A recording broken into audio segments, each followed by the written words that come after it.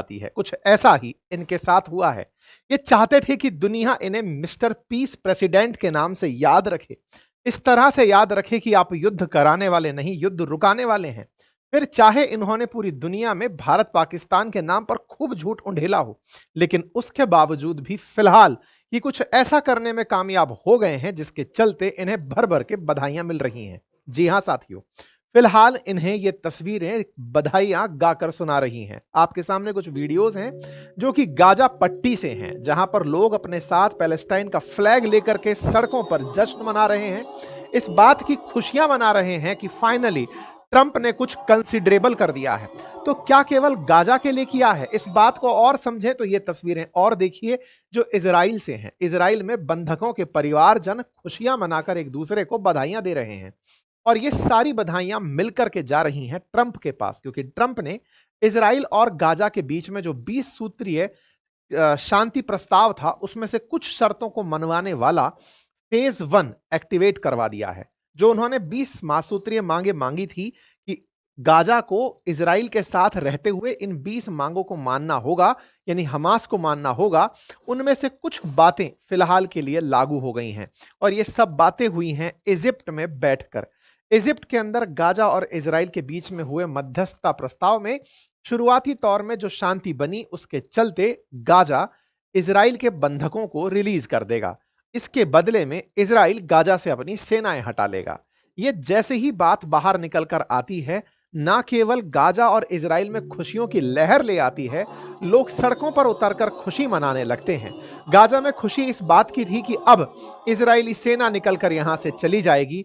वहीं इजराइल में खुशी इस बात की थी कि उनके 48 बंधक जो अभी भी हमास के कब्जे में हैं, वो रिलीज होकर बाहर आ जाएंगे। इस पूरी कार्यक्रम के लिए ट्रंप को दुनिया भर से बधाइयां मिलना शुरू हो चुकी हैं, क्योंकि अल्टीमेटली ट्रंप के द्वारा ही इस गाजा डील को कराया गया है। तो क्या वाकई में नेतन्याहू इस पूरी डील से खुश हैं? क्या नेतन्याहू यही चाहते थे कि एक दिन इसी तरह से गाजा को वो छोड़ देंगे और वहां पर वापस से गाजा में पैलेस्टाइनी के लोग जो हैं, फिलिस्तीन के लोग हैं, वो रहने लगेंगे? क्योंकि कहीं ना कहीं कुछ समय पूर्व ये कहते हुए पाए गए थे कि अब गाजा भी अस्तित्व में नहीं रहेगा। इनके मंतव्य तो इस तरह से थे कि गाजा और वेस्ट बैंक कंप्लीटली इजराइल अपने कब्जे में ले लेगा। तो क्या आज के इस शांति प्रस्ताव के लागू होने से हम ये मान सकते हैं कि गाजा में शांति के साथ इजराइल पीछे हट रहा है? साथियों, कल एक नाटकीय घटनाक्रम होता है। ट्रंप के द्वारा, चूंकि आपको मालूम है कि अमेरिका में फिलहाल शटडाउन चल रहा है, वहां की सीनेट के द्वारा बजट को पास नहीं होने दिया जा रहा है। इसके चलते ट्रंप दिन रात बैठकर या तो मीडिया ब्रीफिंग्स में, प्रेस कॉन्फ्रेंसेज में केवल विपक्ष को क्रिटिसाइज करने का काम कर रहे होते हैं। ऐसे में ट्रंप रात्रि को ऐसी ही एक प्रेस ब्रीफिंग में थे। अचानक उनके पास में मार्को रूबियो आते हैं और वो उनके कान में आकर कुछ बतियाते हैं। मार्को रूबियो के द्वारा उनके कान में जैसे ही कुछ बात कही जाती है, ट्रंप इसी बीच में कह निकलते हैं, I was just given a note by Secretary of State saying that we are very close to deal in Middle East. ये बात जैसे ही इनके कान में कही जाती है, यहीं से हेडलाइन बन जाती है। यहां से ये जो बात है और ये जो दृश्य है, इससे एक अंदाजा लगता है कि ट्रंप के लिए ये कितनी बड़ी खबर थी कि ये इन बिटवीन मार्को रूबियो को कहने आनी पड़ी। मतलब कहीं ना कहीं ट्रंप इस खबर के या तो इंतजार में थे, या फिर वो इस मोमेंट को मीडिया के सामने कैप्चर करना चाहते थे। अब ये पूरी पटकथा स्क्रिप्टेड थी या फिर एक मात्र संयोग, ये तो आने वाला समय बताएगा। लेकिन मीडिया में जबरदस्त ट्रोल इस बात का हुआ कि ट्रंप ने नकल की है जॉर्ज डब्ल्यू बुश की। उस घटनाक्रम को भी हम बताएंगे जब जॉर्ज डब्ल्यू बुश के साथ में इस तरह का ही एक वाकया हुआ था, जब मीडिया के सामने ही कान में आकर कुछ कहा गया था। वो घटनाक्रम भी सामने आपके लाएंगे। फिलहाल के लिए सिग्निफिकेंस को देखें, और जैसे ही ट्रंप के कान में कुछ बुदबुदाया जाता है, ट्रंप तुरंत ट्रुथ पर जाते हैं, पूरी बात लिख देते हैं और कहते हैं कि I am very proud to announce that Israel and Hamas have both signed off on the first phase of our peace plan. This means that all the hostage will be released very soon. अपने द्वारा ये जानकारी देते हुए कहते हैं कि सारे के सारे बंधकों को जल्दी रिहा कर दिया जाएगा। साथ ही साथ यहां पर withdrawal of their troops to an agreed upon line as the first step towards a strong, durable and everlasting peace, ऐसा हो जाएगा। क्योंकि 2 साल से गाजा के साथ इजराइल का वॉर चल रहा है। ऐसे में अमेरिका की मध्यस्थता से पीस डील का यह प्रथम चरण है, जिसकी घोषणा गुरुवार को जैसे ही होती है ट्रंप के सोशल मीडिया प्लेटफॉर्म से, उसके बाद मीडिया में यह हाईलाइट होने लगता है। मीडिया में हाईलाइटेड हुई इस खबर की फिर धीरे धीरे न्यूज में प्रकाशन होने लगता है। न्यूज पर टेलीफोनिकली ट्रंप जुड़ते हैं, दुनिया को बताते हैं फॉक्स न्यूज के माध्यम से कि हम सोच रहे हैं कि मंडे तक बंधक वापस आ जाएंगे। यानी कि इजराइल के जो लोग हमास के द्वारा कैप्टिव्स बनाए गए हैं, बंधक बनाए गए हैं, वो सोमवार तक रिलीज होकर बाहर आ जाएंगे।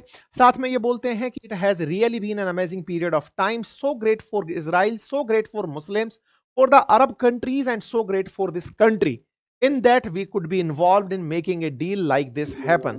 अपनी बातों में आगे चलते हुए फिर ये कहते हैं कि आने वाले समय में लंबे समय से पीस को लेकर के गाजा में प्रयास हो रहे थे। भविष्य में गाजा का विकास होगा, अरब नेशंस मिलकर के यहां पर अपनी तरफ से सहायता देंगे।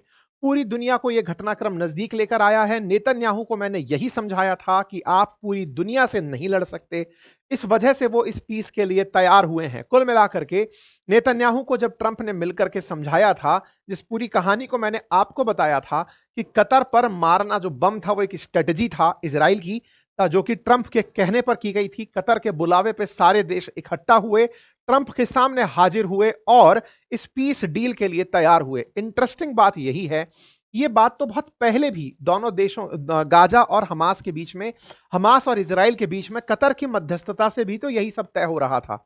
लेकिन उस समय हमास कभी भी सारे कैप्टिव्स को छोड़ने के लिए तैयार नहीं होता था। लेकिन एक गोला कतर पर पड़ा और हमास ने सारे कैप्टिव्स एक ही बार में छोड़ने का निर्णय ले लिया। बदले में इजरायली सेना का पीछे हटना तो पहले भी प्लान का ही हिस्सा था।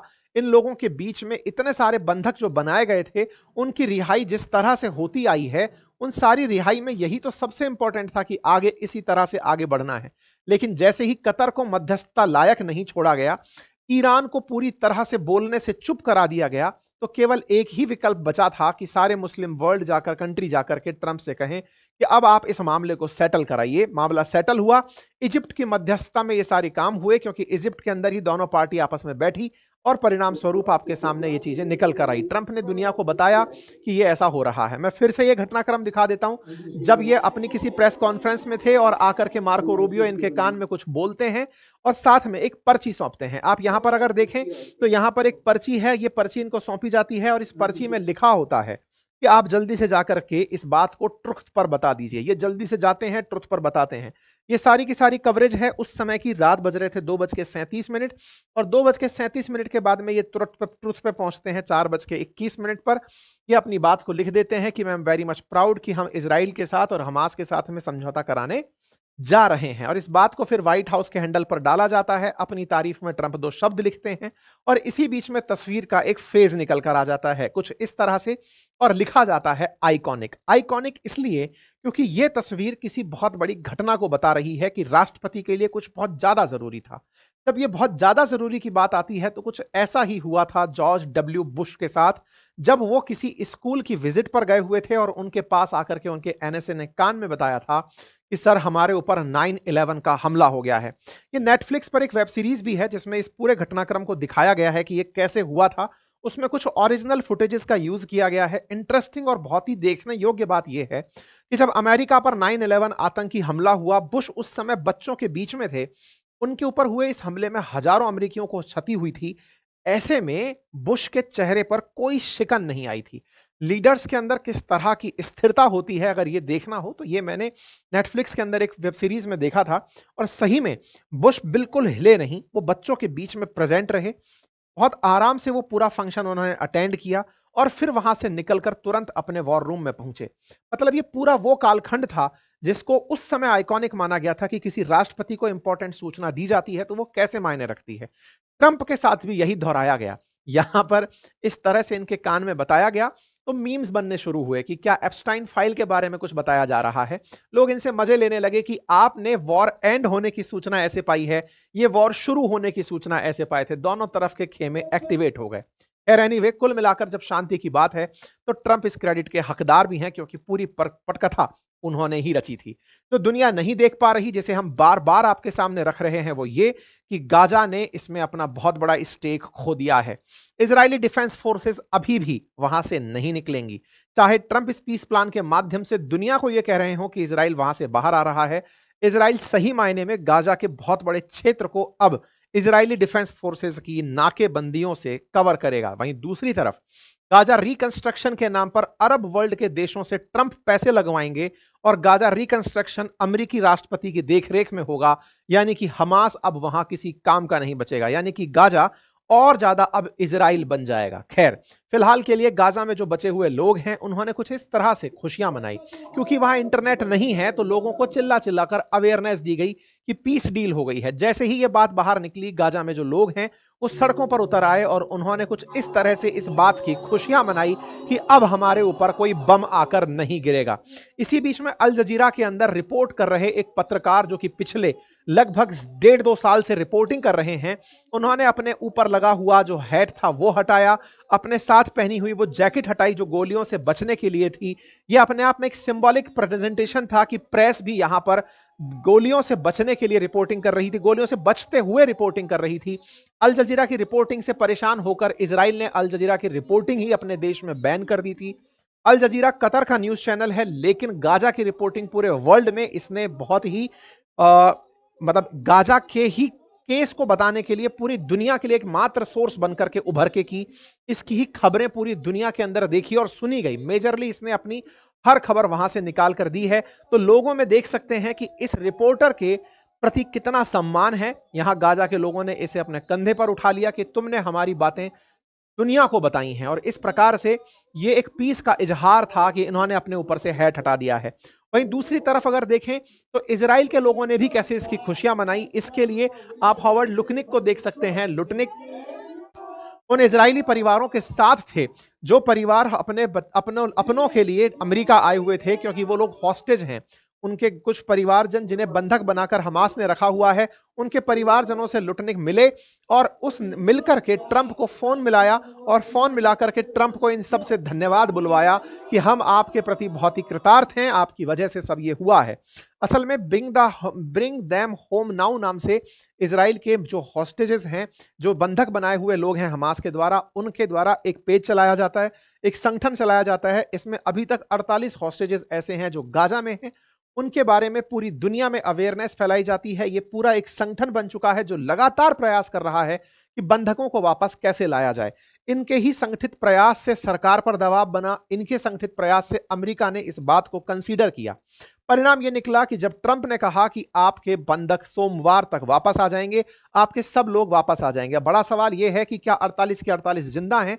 मीडिया रिपोर्ट्स बताती हैं कि उनमें से लगभग 20 लोग अभी भी जिंदा हैं, जिन्हें सोमवार तक रिहा कर दिया जाएगा। बचे हुए लोगों के शव होंगे, या तो वो सभी शव वापस आएंगे, या फिर शवों को जो कब्र में दफना दिए गए हैं या क्षत विक्षत हालत में पड़े हैं उन्हें लाया जाएगा। यहां पर जो हॉस्टेजेस हैं उनके परिवार हैं, मिसिंग लोगों के परिवारजन हैं, उन सभी ने ट्रंप को धन्यवाद दिया। आपको याद होगा कि आज से 2 दिन पहले 6 अक्टूबर को मैंने एक सेशन किया था जिसमें Gaza cease fire top begin in Egypt के बारे में जानकारी दी थी।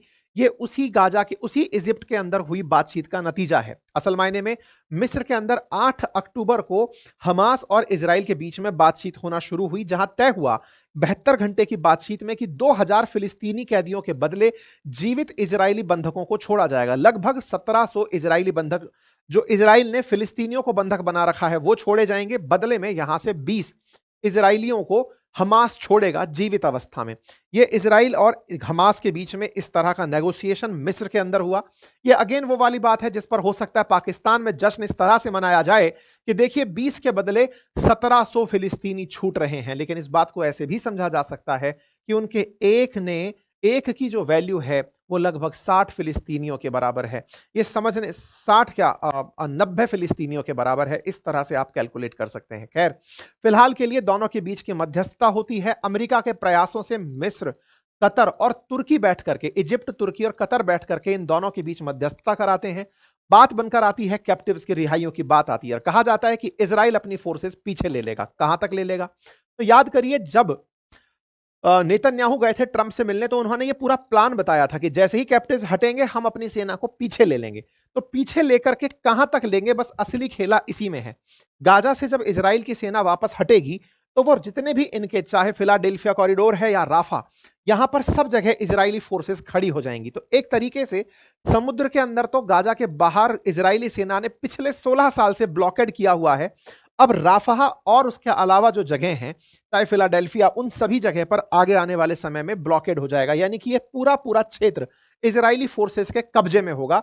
यानी कि अब गाजा और छोटे क्षेत्र में रहेगा। हालांकि ट्रंप ने दुनिया को यह समझाया है कि इस पूरे क्षेत्र को अरब मुस्लिम देशों की फंडिंग की मदद से दोबारा से बसाया जाएगा, ट्रंप की देखरेख में। ऐसे में इजराइल के द्वारा जो भी कंट्रोल्ड एरिया हैं, वो भविष्य में अमेरिका द्वारा या फिर दुनिया की संयुक्त सेनाओं द्वारा हो सकता है कंट्रोल हो, और उनकी 20 सूत्रीय मांगों में से बाकी मांगे पूरी हो जाएं। फिलहाल के लिए हमास ने हथियार डालने पर कोई भी सहमति नहीं जताई है, गाजा छोड़कर जाने पर कोई सहमति नहीं जताई है, गाजा की राजनीति में इंटरफेरेंस ना रखने पर कोई सहमति नहीं जताई है। अर्थात इस 20 में से केवल 7 ही मांग ऐसी हैं जिन पर हमास तैयार हुआ है। हमास की तैयारी के चलते फिलहाल के लिए जो सबसे बड़ी दोनों के लिए विन विन सिचुएशन है वो ये कि अब यहां पर ह्यूमैनिटेरियन मदद पहुंच पाएगी, दूसरा इजरायली सेना पीछे हटेगी और इजरायली बंधक हट पाएंगे। इस तरह की जो बातें हैं ये फिलहाल के लिए निकल कर आ रही हैं। इस बात पर नेतन्याहू ने सभी को धन्यवाद देते हुए कहा कि ये सभी प्रयास हुए, हम हमारे प्रयास से हमारे बंधक अब वापस लौट कर आ रहे हैं। इस बात के लिए ट्रंप को हम धन्यवाद देते हैं। प्राइम मिनिस्टर ट्रंप ने, मतलब प्राइम मिनिस्टर ऑफ इजराइल ने ट्रंप को भर भर के धन्यवाद दिया, सारे के सारे ट्वीट्स उनके पक्ष में लिख डाले। इसी प्रकार से इजराइल के अंदर सेलिब्रेशन शुरू हो जाते हैं और वर्ल्ड लीडर्स फिर धन्यवाद देने उतर पड़ते हैं। यहां पर आप देख सकते हैं कि किस प्रकार से स्पोक्स पर्सन्स जो हैं वो उतर करके बातचीत करने निकल पड़ते हैं। कतर की तरफ से मैसेजेस आने शुरू हो जाते हैं। ठीक इसी प्रकार से मिनिस्ट्री ऑफ कतर, भारत के प्रधानमंत्री ने भी इस फर्स्ट फेज एग्रीमेंट पर ट्रंप को और इजराइल को बधाई दे दी है। पाकिस्तान ने भी बधाई दे दी है। पाकिस्तान की तरफ से बधाई आप उठाकर देखें, ब्रिटेन के पीएम की बधाई, फ्रांस के राष्ट्रपति की बधाई, जॉर्जिया मेलोनी की बधाई, मार्क कार्नी, आप उठाकर देखें, सब तरफ से बधाइयां ही बधाइयां, और हर तरफ एक ही चीज कि हाँ भाई फाइनली फर्स्ट फेज जो है इजराइल और गाजा के बीच में एक्टिवेट होने जा रहा है। लेकिन माहौलबाजी ज्यादा है, सच्चाई इससे बहुत दूर है। यह पहली बार नहीं है इजराइल और गाजा के बीच यानी हमास के बीच, पहले भी कतर की मध्यस्थता से ऐसी समझाइश हो चुकी है। कतर ने ही पहले जब मध्यस्थता कराई थी, सीज फायर जब कराया था, तब भी बंधकों को छोड़ा गया था। लेकिन अब फिर से जो बचे हुए बंधक हैं उन्हें छोड़ने का अल्टीमेट क्रेडिट अगर ट्रंप ले जाते हैं तो फिर से उनकी पीआर बहुत जबरदस्त है, यही कहा जाएगा। अदरवाइज मध्यस्थता तो लंबे समय से कतर कराते कराते न जाने कितने सारे बंधकों को वापस इजराइल लेकर पहुंच गया है। लेकिन फिर भी फिलहाल ट्रंप दुनिया से जो चाहते हैं स्वीकारोक्ति, उस स्वीकारोक्ति के साथ साथ गाजा का जो नुकसान हुआ वो आने वाले समय में मुस्लिम वर्ल्ड को बहुत बड़ा महंगा पड़ेगा, क्योंकि ट्रंप ने असल मायने में गाजा के अंदर जो रिकंस्ट्रक्शन प्लान दिया है वो अपने आप में काफी महंगा सौदा है, क्योंकि ट्रंप पूरी तरह से उसे अपने कंट्रोल में कर लेंगे। मिस्र में शांति बातचीत अभी हालांकि आने वाले समय के लिए बची रहेगी, चलती रहेगी। कहा जा रहा है कि ट्रंप इस सप्ताह के आखिर में, हो सकता है कि शुक्रवार के दिन ही, वो इजिप्ट की यात्रा पर निकल जाएं। इस तरह के कयास लगाए जा रहे हैं कि इस बात को हिस्टोरिक दिखाने के लिए ट्रंप निकल जाएं। कोइंसिडेंस यह है कि कल ही के दिन यानी शुक्रवार 10 तारीख के दिन ही नोबल शांति पुरस्कारों की घोषणा होगी।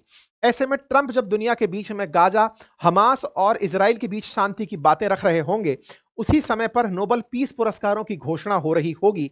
और अगर नोबल पीस पुरस्कार ट्रंप को नहीं मिले तो नोबल शांति पुरस्कारों पर ट्रंप भयंकर बरस सकते हैं। इसलिए अब पूरी तरह से प्रेशर बिल्ट कर दिया गया है नोबल पीस पुरस्कार पर कि ट्रंप को देकर मानिएगा, अदरवाइज भाई साहब शांति के कोई मायने नहीं रह जाएंगे। वो तो दिख ही रहा है। मीडिया रिपोर्ट्स तो ये कह रही हैं कि इजराइल ने